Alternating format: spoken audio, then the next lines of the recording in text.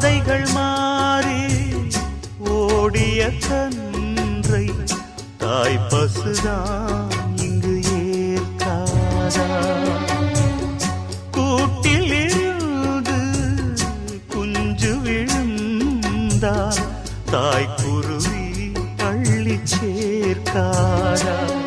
நல்ல காலம் பிறக்க உன்னை நானும் அறிந்தேன், உந்தன் கண்கள் திறக்க இங்கு பாடல் படித்தேன்.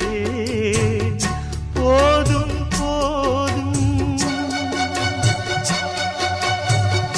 பிரிந்தது